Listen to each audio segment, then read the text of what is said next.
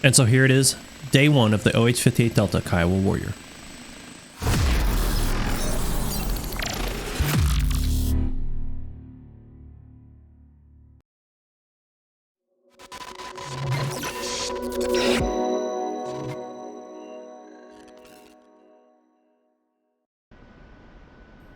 The footage used in this video is pre-release software and is intended for promotion and training purposes. Its visual and audio qualities may not represent the final product.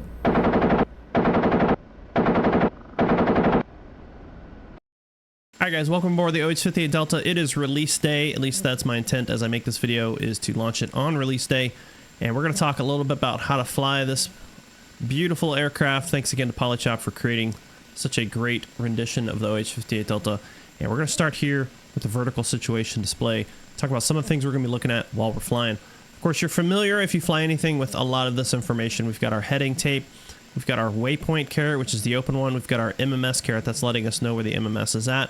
And up here is also giving us some information as far as where the MMS is located. So as I turn it left and right and up and down, it's going to give us some indications of where that's at. So I'm going to fix that back forward.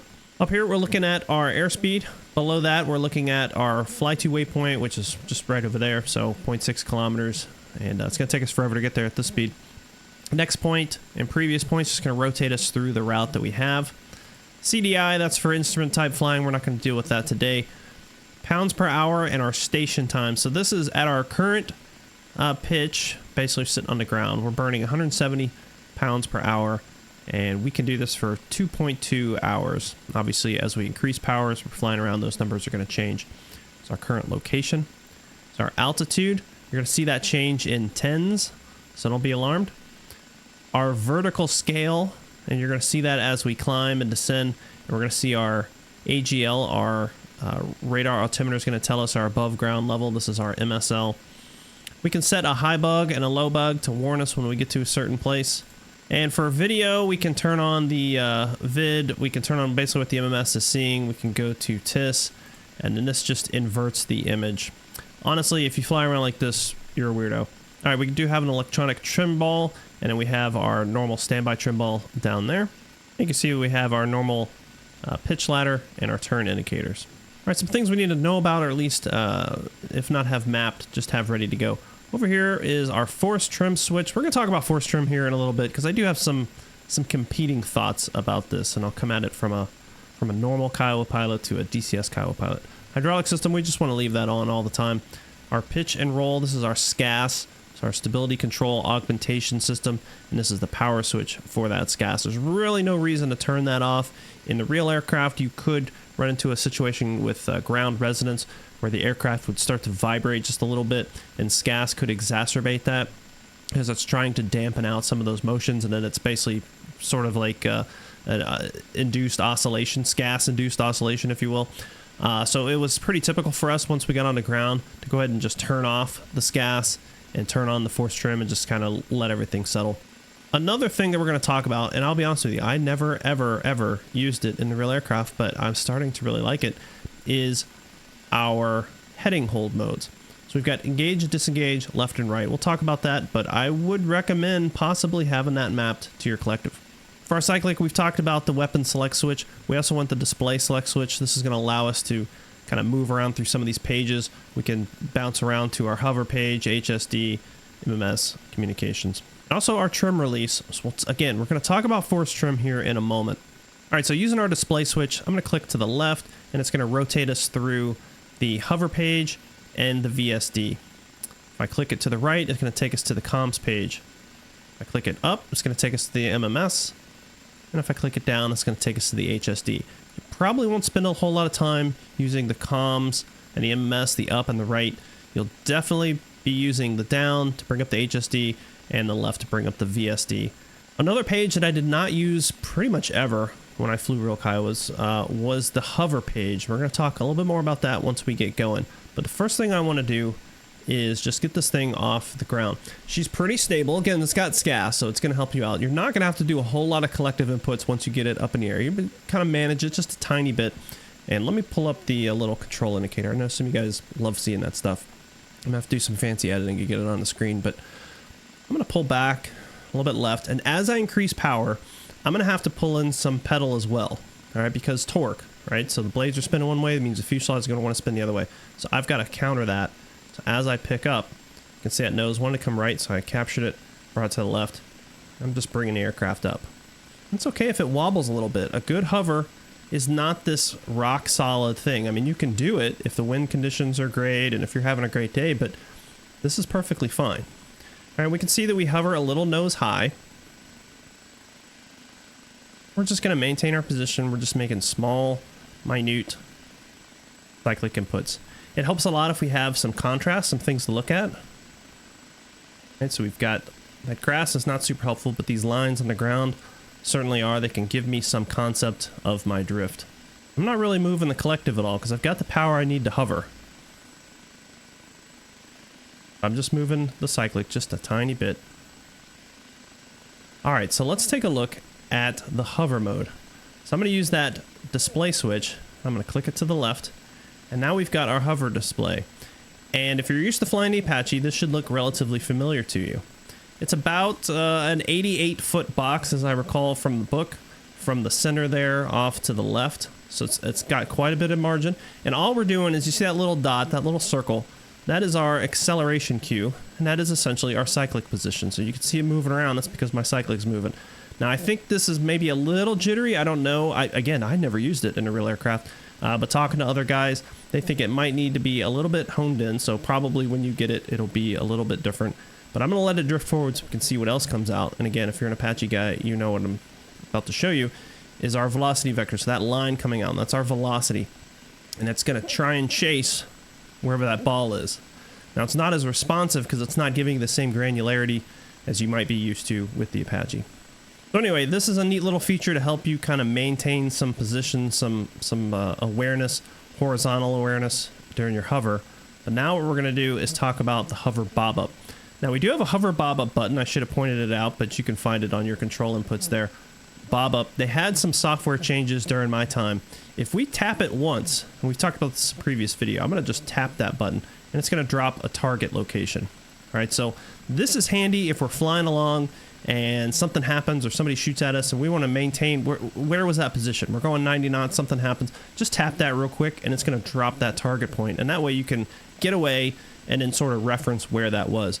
But if we hold it down, we're going to get the hover bob up box. So what I'm going to do is I'm going to come back over to this circle because I've been talking and drifting. We'll drop a box and we'll talk about how that's going to work. So while we head over there, we can look at the left side. We see hover position 55. That's going to give us an audio and a visual warning in case we drift outside of a 50-foot radius from our center point. But it's not doing it now because we're just in hover mode. This is just a mode to help us have some awareness to our hovering. Let me get inside this circle. Then what we're going to do is use that bob up button, and we're going to drop a box in there, and that's going to help us. We've got it set for 55 feet for our hover position. Let me get in here. All right, I'm going to press and hold that hover bob up button on my cyclic. We can see that box appear. Now that box is approximately 45 or so feet. I believe it's 40 feet on either side, so of course with angles and all that stuff. But basically, it's big enough to hold your helicopter, all right? And that's what it's there for. It's to help us. So let's say that we had to pop up and do some, unmasking behind some terrain or something. That box is going to help us maintain our position while we bring the aircraft up. So I'm just going to bring the aircraft up just a little bit. And that hover position number, that 55, that is giving us a warning of drift. Okay, so I'm keeping it pretty straight. Practicing. All right, I'm going to let it drift. And as we get to 55 feet from that center point, it should give us a warning. There it is. So hover drift. And that warning is going to stay there until either we ack it off with our acknowledge or we get back into our parameters. So let me slide back over, and once it crosses that 55-foot threshold, it goes away. And we still have that target ID. That should go away as well. All right, so we can change that. Let me try and change it and not screw up my hover. So I'm just going to change that to 15 feet. And already, again, because we're outside of 15 feet from that center point. So until I get back within 15 feet of that center point, we're going to have that message. right, so again, that's one feature I honestly never ever use in the Kiowa, and I don't know too many other guys that did either. In fact, I don't even remember being demonstrated how to use this. But the other one that I maybe saw once or twice is that heading hold mode. So I'm going to maintain my heading at about 240, and I'm going to engage that heading hold mode there on my collective, 240. All right, so we're going to get that hover drift. That's okay. In fact, I'll change that so we don't keep getting it. I'll just change it to 55 again. All right. As we look at our screen, up at the top left, we see HHM. Okay, and I'm drifting like crazy because I can't talk and hover at the same time. But you see HHM, heading hold mode. I'm taking my feet off the pedals right now. My feet are completely off the pedals, and look what happens. The aircraft is correcting itself and trying to maintain that 240. Obviously, I'm wobbling around here, but you can see that it's maintaining 240. My feet are completely on the floor right now. Now, the book says, the real book says, to avoid using this in winds greater than 20 knots. And the reason being is that if we exceed 20 degrees, it's going to kick off. So let me just put in some pedal. We're at 240. I'm going to shoot for 220. Let's watch what happens. I'm using my pedals. I'm having to actually fight it because it's trying to fight me. All right, so there, I've kicked it off. You can hear that audio tone. We don't get the visual tone, but we get the audio tone, and we can see that heading hold mode has gone away. All right, so let me get back into that 240. I'm going to engage heading hold mode. Again, look for it next to the TP100 there at the top left of our screen. There it is, engaged. Heading hold mode is engaged. So right now I can take my feet off the pedals. It's gonna act up a little bit when you take your feet off because it's having to respond to a change if you've had some pedal input. But once it gets sorted, it should be okay. All right, so we're gonna hold that. Now, if you look to the left and right of that engage, you see LR. All right, so I've got those mapped. I'm gonna hit R. The aircraft is gonna yaw all by itself. We're basically changing the heading of where it wants to look. Now, the longer you hold it down, the more it's going to keep going. So I'm just going to give it a little tap. And the book doesn't say, you know, how much a tap gets you. So you just kind of make whatever adjustments you feel like you need to get to where you want. So all these tools, though, are there for you to use. You just got to know how to use them. So if I want to get rid of that box, I'm going to press it and hold that hover bob up switch again. Now it's gone. Now we're back in the hover mode. So let's say we had to reposition. Let me get back into my circle. I'll set my box back up. And also, I would caution you, as you hover, don't stare at the screen. I've been doing a lot of screen staring, which is why my hovering is garbage. I'm just going to look outside. I'm going to use these visual cues. All right, I'm using the circle. I'm using the line. I'm using the lines off to the side of the taxiway. The lights. All those things that I can then judge my position on. It's a lot more helpful than that screen. Trying to pay attention to that. All right, so I'm going to drop another box. I'm going to press and hold the hover bob up button. Okay, so when I do that, now I can change to other screens. I can bring up my rocket VSD, and then I can switch back to my hover mode. So it's still giving me the advantages of that mode. So let me switch to rockets. Let's say that for whatever reason we're popping up to engage with APKWS. We want to maintain our position. That hover bob up symbology is still there. It's just hidden. But what's more important is that positional warning is still there. So I'm going to drift over to the left. And we should get a warning. And there it is. All right, so you can see the value of that is I don't have to leave that screen up. All right, but that only works with that hover bob up box engaged. All right, so if I want to go back to it, I'm just going to select left on the display switch, select left again. That's going to take me back up to that symbology. But the moment I get rid of that box by pressing and holding the bob-up button, I no longer am going to get those warnings. That hover position warning is no longer valid. I'll switch back to rockets. See, I'm not getting that warning. All right, so now let's talk a little bit about force trim. In the real aircraft, I never used force trim unless we were on the ground. And most people that I know also did not use force trim. This is a very visceral aircraft. You're just kind of flying it by feel. Another reason, and I've talked about this before on stream, is the trim release is right here. It's a button that I use with my thumb. The whoop-ass switch is also a thumb. So as I'm trying to fly and fight the trim release, I also have to reach over here. I don't have that many thumbs. So I did not like to use force trim, and most guys I know did not. But the power of DCS, we can map that to whatever we like. So I am getting a little bit used to the force trim. So what I would say is you could turn off the force trim or leave it on. It really doesn't matter. Everything I've been doing is with the force trim on because it doesn't affect the real controls that I have, right? It's not doing anything. In the real aircraft, everything, I'm going to be fighting the force trim and it's going to be snapping back real hard, okay? And I don't want to do that. If I turn off the force trim in a real aircraft, this thing is a wet noodle. It's going to flop wherever it wants to flop, and I'm going to have to hold it in place. So it was very easy to just rest my hand on my leg and just keep the stick where I wanted it. Many of you are going to want to use force trim, and I don't blame you. And honestly, with my stick setup, I've got a VKB Gunfighter with pretty heavy springs and cams. I can see the allure of using force trim. We've got that force trim switch, so we're going to have that mapped. And as we use it, of course, it's going to try to hold our position into place. This is one of those weird situations where hardware and software don't always match up. I have the same problem in the Apache, so you can see it kind of jumping around there. All right, but I'm just going to hold that switch and move it to where I want the stick to stay. But what I'm going to do is try and cancel this out as much as I can. And I'm just going to try and pick it up, get it into a normal hover without using force trim. And then what I can do is use the force trim switch and just do quick interrupts and just try to find that perfect position to at least get a comfortable feel. It doesn't need to be perfect. I don't need to take my hands off the controls. That's not the kind of force trim that you're necessarily looking for. You just want it comfortable so you're not having to push your arm out or pull it up into your nuts or something. All right, so we're just trying to find that sweet little spot where it's comfortable. So right here is nice and comfortable. I'm not having to do any sort of crazy motion. All right, so let's take off. So I'm going to set it back down.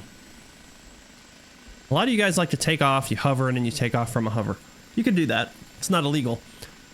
We're not going to do that. What we're going to try to do is take off from the ground. Okay, so we're just going to bring in that power, and then we're going to pass through what's called effective transitional lift. And that happens around 18 to 25 knots, somewhere in that region. And you're going to feel the aircraft shake. The rotor systems become more effective. The tail rotor is going to become more effective. And we're going to be into forward flight. So you're going to see a lot of things happen. You're going to see a lot of vibration. That's okay. That's what we want. So I'm going to just pull in the power, make those corrections to my pedals as I go. And I'm just continuing to pull power, pushing that nose down. I'm pulling in the power that I want. See that shutter, and we're gone. Okay, just make whatever adjustments I need to my cyclic and my trim to get me going where I want to go. And we're airborne. Once you get a power setting in for your cruise, I recommend you just keep it there. There's really no reason to monkey around with it. So I'm going to pull in the power to about 94, 95% on my torque. That's the number you're going to be staring at mostly. And I'm just leaving the collective there.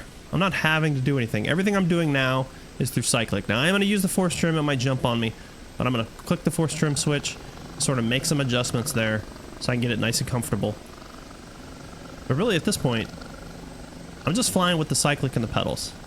The collective is where it is, and I'm just making small cyclic inputs, and I'm using that force trim to help me keep it in a comfortable place. So right now I've got hands off the controls. We got a little bit of a nose high. But we're holding, well, no, actually, we're pretty good. We're holding 90, 91 knots. We got a little bit of acceleration. That's okay. This is good. This is comfortable. My hands are off the controls. Now, if we wanted to kick off the force trim right now, we could. Cyclic's going to kind of jump around because of just kind of hardware and software not matching up. But now I'm flying. You can see it's just as fine. The aircraft flies just as fine without the force trim. The difference is right now in real life, I'm having to push my cyclic pretty far forward because of the spring. Or not far forward, but I'm having to hold it against that pressure. And that's the only real difference. Alright, so I don't want to mess with the force trim on this part, so what we're going to do now is just look to land. And you'll remember that shutter, effective transitional lift, that is going to happen as we slow down and start to land. So I'm going to pick my landing point. I'm going to pick one of these little taxiways here. And I'm just trying to intercept that approach angle.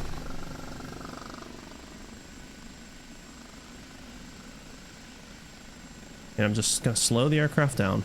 You can see I'm about 40 knots. I'm just following that glide path. making whatever small adjustments I need to with the cyclic, with the pedals, collective. We're going to start getting into that shutter here real quick. There it is. Just going to ride that shutter down. Forward and down, forward and down, forward and down. Remember that it sits nose high, so the tail end of the skids are going to hit the ground first. Just grease it right on. That's pretty much it, guys. Flying the Kiowa is pretty simple. It's just a helicopter. Just have some fun with it. Go out there and practice. It is not nearly as complicated to fly as the Apache because you have some options as far as the force trim. You don't have hold modes really to worry about except for that heading hold, which I do encourage you to try out. It's funny because I'm just doing things with this that I never did in the real Kiowa, so it's pretty exciting to just kind of learn new stuff after having flown something for so long. I hope you guys are enjoying it. Again, I'm going to release this the day that it comes out, and I'm really hope that you guys like it. I hope you find some value in it. And again, a big thanks to Polychop, and as always to YouTube and Patreon supporters for keeping the channel going and supporting me through everything that's been going on. So thanks a lot for watching, and we'll talk to you guys later. Take it easy.